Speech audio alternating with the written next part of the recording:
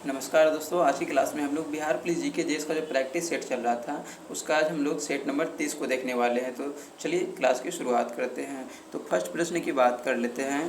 First प्रश्न में देखिए बोला जा रहा है, फर्स्ट प्रश्न की हम लोग बात कर रहे हैं। फर्स्ट प्रश्न में बोला जा रहा है संविधान सभा के अस्थायी अध्यक्ष कौन थे। तो संविधान सभा के अस्थायी अध्यक्ष की बात कर लेंगे तो कौन हो जाएगा, ये डॉक्टर राजेंद्र प्रसाद हो जाएगा। और वहीं हम लोग संविधान सभा के अस्थायी अध्यक्ष की बात कर लेंगे तो कौन हो जाएगा, डॉक्टर सच्चिदानंद सिन्हा हो जाएगा। चलिए हम लोग प्रश्न नंबर 2 की बात कर लेते हैं। प्रश्न नंबर 2 में बोला जाए चिपको आंदोलन किससे संबंधित है।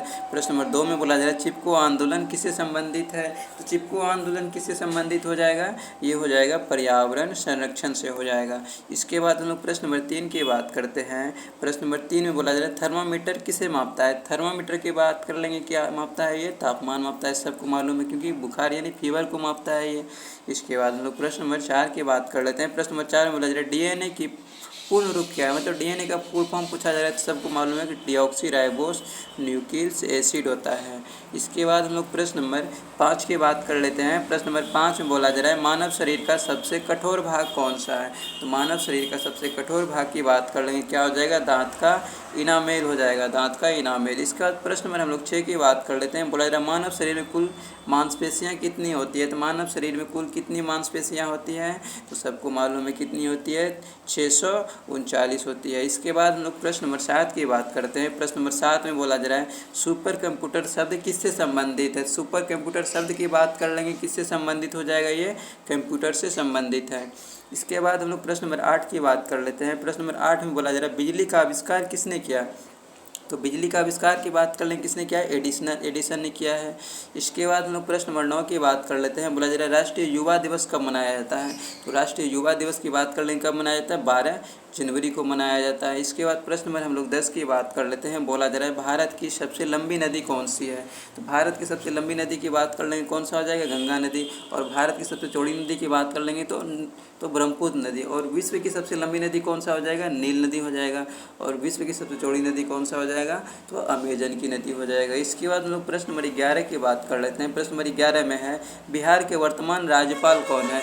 तो बिहार के वर्तमान राज्यपाल की हम लोग बात कर लेंगे तो क्या हो जाएगा, तो ये पहले था, ये गलत हो जाएगा, देखिए इसके पहले ये था, लेकिन अभी वर्तमान की बात कर लेते हैं। मोहम्मद आरिफ खां है, मोहम्मद आरिफ खां है, मोहम्मद आरिफ खां है, ठीक है, मोहम्मद आरिफ खां। इसके बाद में प्रश्न नंबर 12 की बात कर लेते हैं।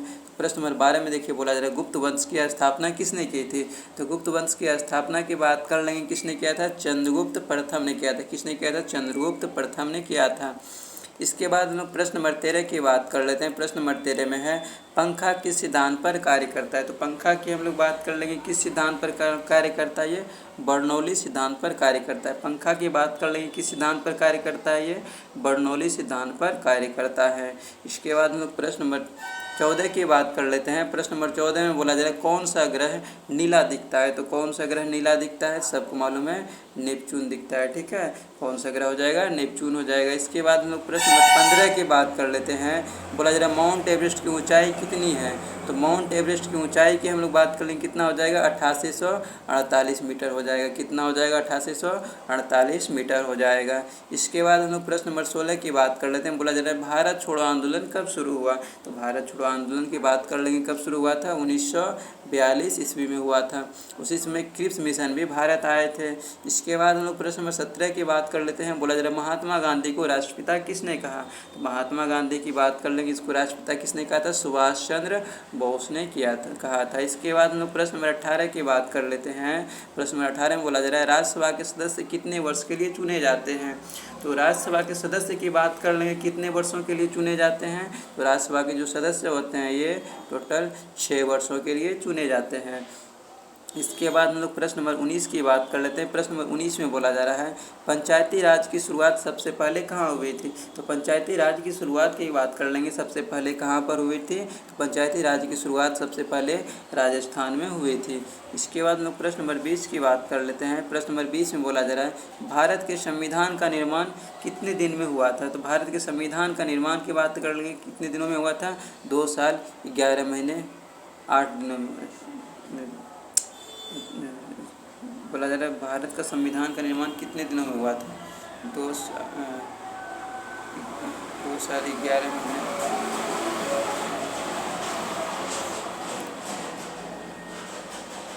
2 साल 11 महीने 8 दिन लगा था ना। कन्फ्यूजन है इसमें, ऑप्शन इसका गलत लग रहा है। प्रश्न नंबर 21 की बात कर लेते हैं, इसको छोड़ देते हैं। प्रश्न नंबर 21 की बात कर लेते हैं। बोला जा रहा है 2 साल 11 महीने 8 दिन लगा था, शायद कन्फ्यूजन में आ गए हैं। 21वें प्रश्न बोला जा रहा है सौर ऊर्जा का मुख्य स्रोत क्या है। सौर ऊर्जा का मुख्य स्रोत की हम लोग बात कर लेंगे, सबको पता है कि सूर्य हो जाएगा। इसके बाद हम लोग प्रश्न नंबर 22 की बात करते हैं। प्रश्न नंबर 22 में है, बोला जा रहा है पृथ्वी को नीला ग्रह क्यों कहा जाता है। तो पृथ्वी को नीला ग्रह क्यों कहा जाता है, क्योंकि इसमें जल की अधिकता के कारण इसको नीला ग्रह कहा जाता है। इसके बाद लोग प्रश्न नंबर 23 की बात करते हैं। प्रश्न नंबर 23 में बोला जा रहा है विश्व का सबसे बड़ा ज्वालामुखी कौन सा है। तो विश्व का सबसे बड़ा ज्वालामुखी की बात कर लेंगे तो क्या हो जाएगा, तो माउंट लोआ हो जाएगा। क्या हो जाएगा, माउंट लोआ हो जाएगा। इसके बाद हम लोग प्रश्न नंबर 24 की बात कर लेते हैं। प्रश्न नंबर 24 में इसरो किस क्षेत्र में कार्य करता है। तो इसरो की बात कर लेंगे, किस क्षेत्र में कार्य करता है, अंतरिक्ष अनुसंधान में कार्य करता है। इसके बाद हम लोग प्रश्न नंबर 25 की बात करते हैं। प्रश्न नंबर 25 में बोला जा रहा है हिंद स्वराज पुस्तक किसने लिखी है।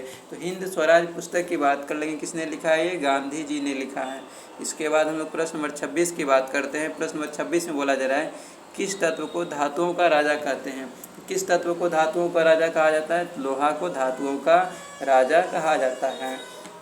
इसके बाद हम लोग प्रश्न नंबर 27 की बात करते हैं। प्रश्न नंबर 27 में बोला जा रहा है परमाणु बम किस सिद्धांत पर कार्य करता है। तो परमाणु बम की बात कर लेंगे, किस सिद्धांत पर कार्य करता है। तो परमाणु बम जो होता है ये विखंडन पर कार्य करता है, नाभिकीय विखंडन पर कार्य करता है। हाइड्रोजन बम की बात कर लेंगे, संलयन पर काम करता है। इसके बाद हम लोग प्रश्न नंबर 28 की बात कर लेते हैं। प्रश्न नंबर 28 में बोला जा रहा है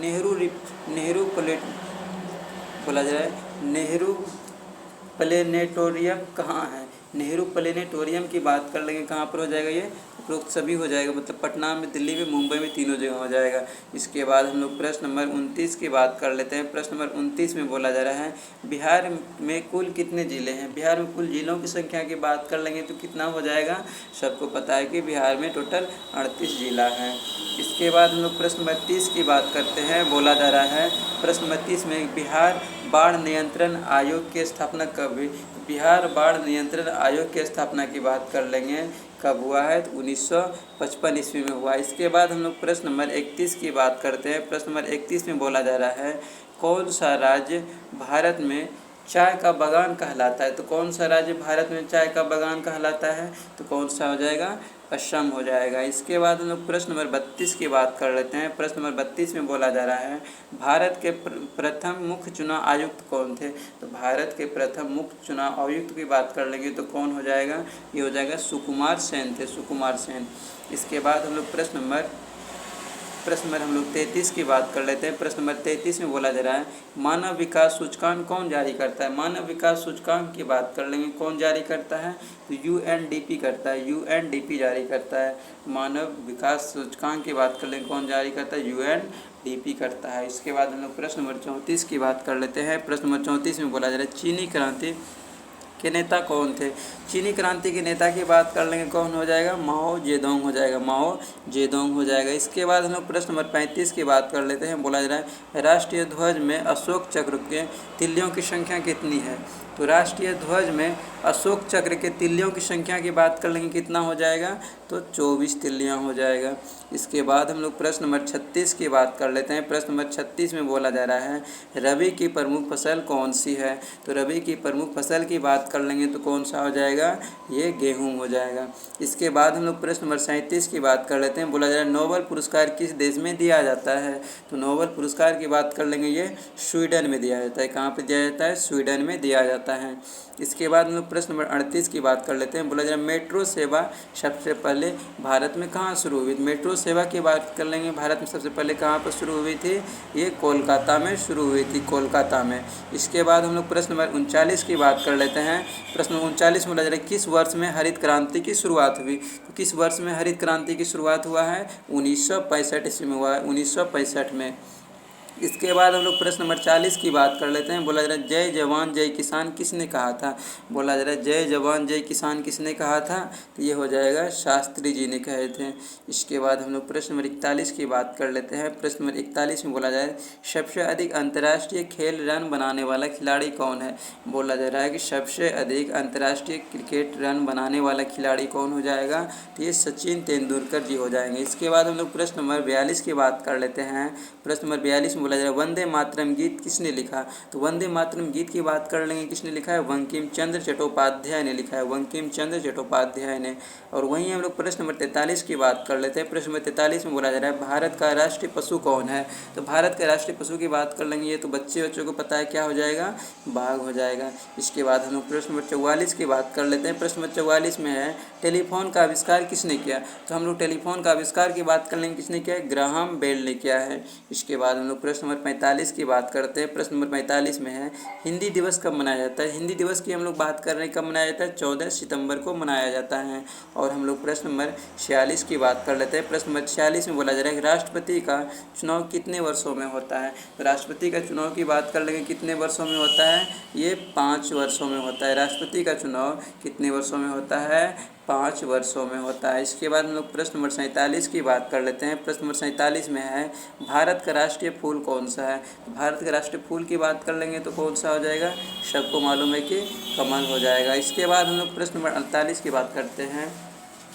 प्रश्न नंबर 48 में बोला जा रहा है पेट्रोलियम पदार्थ किससे बनते हैं। पेट्रोलियम पदार्थ की बात कर लेंगे, किससे बनता है, ये जीवाश्म से बनता है, जीवाश्म से।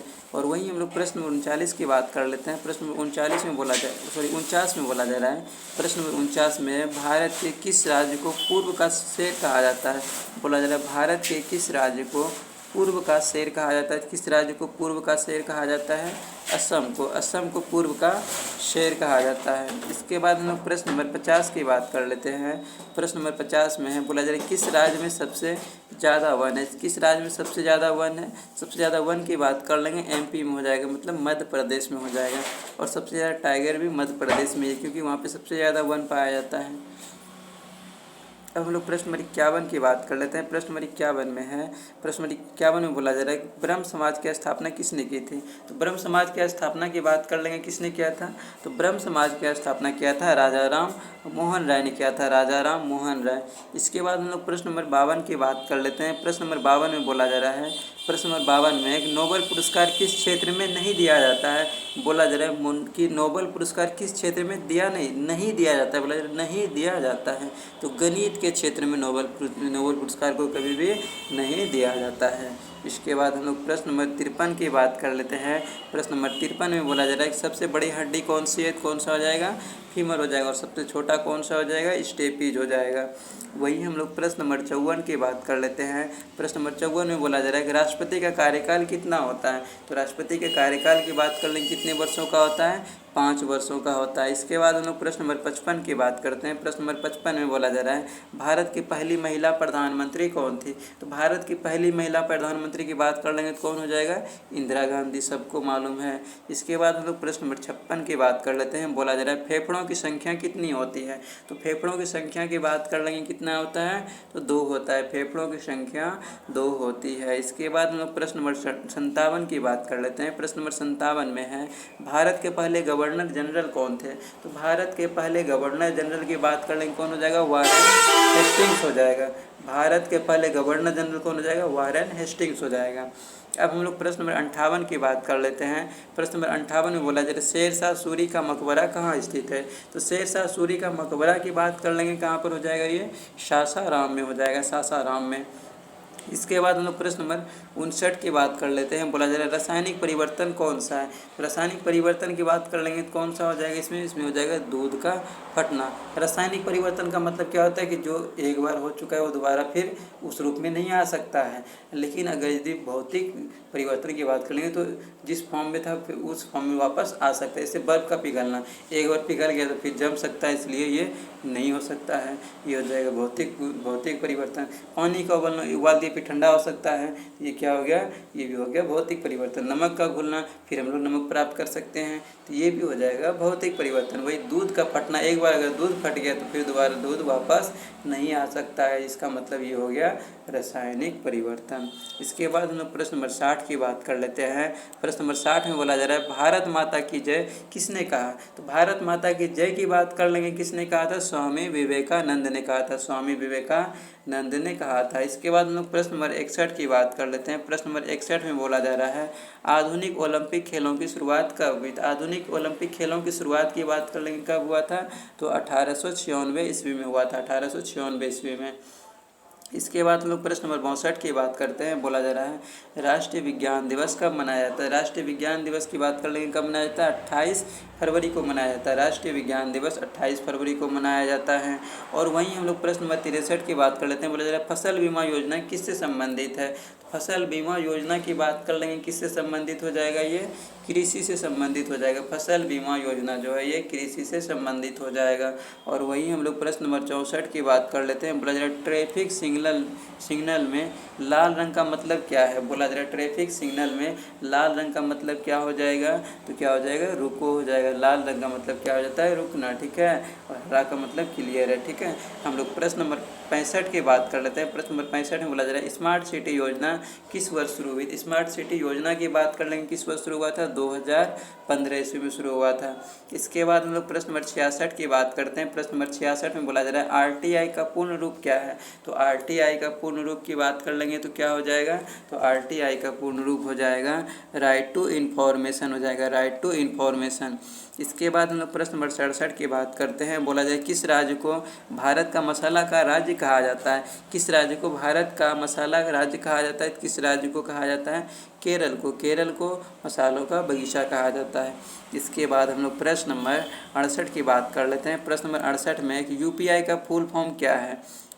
तो यूपीआई का फुल फॉर्म की बात कर लेंगे, क्या हो जाएगा, तो अनफील्ड पेमेंट इंटरफेस हो जाएगा, अनफील्ड पेमेंट इंटरफेस हो जाएगा। इसके बाद हम लोग प्रश्न नंबर हम लोग 69 की बात कर लेते हैं। प्रश्न नंबर 69 में बोला जा रहा है भारत का सबसे पुराना बांध कौन सा है। भारत का सबसे पुराना बांध पूछा जा रहा है तो कौन सा हो जाएगा, तो ग्रांड एनीकट हो जाएगा, ग्रांड एनीकट हो जाएगा। भारत का सबसे पुराना बांध कौन सा हो जाएगा, ग्रांड एनीकट हो जाएगा। इसके बाद हम लोग प्रश्न नंबर 70 की बात करते हैं। प्रश्न नंबर 70 में है किस ग्रह पर सबसे अधिक उपग्रह है। तो किस ग्रह पर सबसे अधिक उपग्रह हो जाएगा, तो हम लोग इसकी बात कर ले तो किसके पास हो जाएगा, किस ग्रह पर सबसे अधिक उपग्रह है, किसके पास हो जाएगा, बृहस्पति ग्रह के पास सबसे अधिक उपग्रह है, ठीक है। अब हम लोग बात कर लेते हैं प्रश्न नंबर 71 की। बोला जा रहा है बोध गया किस धर्म से संबंधित है। तो बोध गया की बात कर लेंगे, किस धर्म से संबंधित हो जाएगा, तो बोध गया जो है वो किससे हो जाएगा, बौद्ध धर्म से हो जाएगा। इसके बाद हम लोग प्रश्न नंबर 72 की बात कर लेते हैं। बोला जा रहा है भारत का पहला परमाणु रिएक्टर कौन सा था। बोला जा रहा है भारत का पहला परमाणु रिएक्टर कौन सा हो जाएगा, अप्सरा हो जाएगा, अप्सरा। इसके बाद हम लोग प्रश्न नंबर 73 की बात कर लेते हैं। बोला जाए बीपीएससी का मुख्यालय कहाँ है। बीपीएससी का मुख्यालय की बात कर लें, कहाँ हो जाएगा, पटना हो जाएगा, ठीक है, पटना हो जाएगा। इसके बाद हम लोग प्रश्न नंबर 74 की बात कर लेते हैं। बोला जा रहा है ईवीएम का पूरा नाम क्या है। तो ईवीएम का पूरा नाम क्या हो जाएगा, इलेक्ट्रॉनिक वोटिंग मशीन हो जाएगा, इलेक्ट्रॉनिक वोटिंग मशीन। इसके बाद हम लोग प्रश्न नंबर 75 की बात कर लेते हैं। बोला जा रहा है जीमेल किसने बनाया था। तो जीमेल की बात कर लेंगे, किसने बनाया था, सबको पता है कि गूगल ने बनाया था, जीमेल गूगल ने बनाया था। तो आज का सेट भी समाप्त हुआ। अब हम लोग नेक्स्ट सेट को, हम लोग सेट नंबर 31 को नेक्स्ट क्लास में देख लेंगे। तो आज की क्लास को हम लोग यहीं पर एंड करते हैं, ठीक है।